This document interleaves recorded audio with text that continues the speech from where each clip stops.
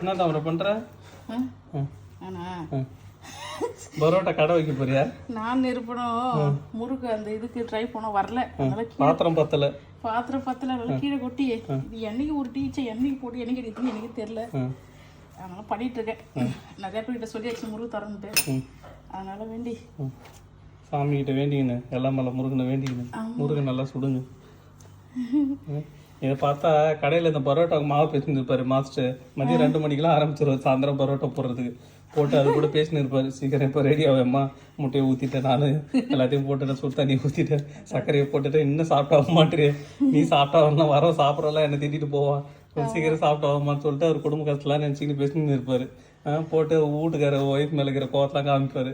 போட்டு அடின்னு அடிப்பார். இது பரோட்டா மாவை பரோட்டாவை போட்டு அடின்னு இருப்பாரு. அதான் இந்த வீட்டுக்காரு ஒய்ஃப் மேலே கோவமாகறவங்கன்னா பரோட்டா மாஸ்டர் ஆயிடலாம் போல, நல்லா மாவு சாப்பிட்டா வரும் போல. நானே பின்னா படி ஊட்டிட்டு இருக்கேன். மாமியார் நினைச்சு எல்லாருமே திட்டினுதான் ஊத்தி நிற்கிறேன். உங்களை இந்த மாவு பேசின மாதிரியே போட்டு பேசுங்கடா, எனக்கு அவள் தான்டா ஆசை அப்படின்னு நினைச்சு பேசினு இருக்கேன். அனிருத்துக்கு அப்புறம் நீ தான் போலியா? அனிருத்து வாங்கிட்டே வந்து கத்துன்னு போயிட்டு வரும் போல, ட்ரம்ஸ் மணியே தோத்துருவாரு போலியா? அவ்வளோதான், பக்கா ரெடி ஆயிடுச்சு மாவு. இது பாக்குறப்ப பரோட்டா மாசத்துல நான் போறது அப்படியே கேக்கு மாதிரி அழகா ரெடி பண்ற ஒரு கட்டமா. நம்ம வந்து கேரிஃபோர்ல போய் இது வாங்குவோமே, என்ன சொல்றது, அந்த சீஸா கட்டமா வச்சிருப்பாங்கல்ல, கட் பண்ணி வச்சிருப்பாங்க பெருசு பெருசா. நீ கூட பட்டரு நல்லா இதே மாதிரி தான் வச்சிருப்பாங்க. போய் கேட்டதோட பீஸ் பீஸா கட் பண்ணி கொடுப்பாங்க. அது சீஸ் தான் நீ சொல்ற.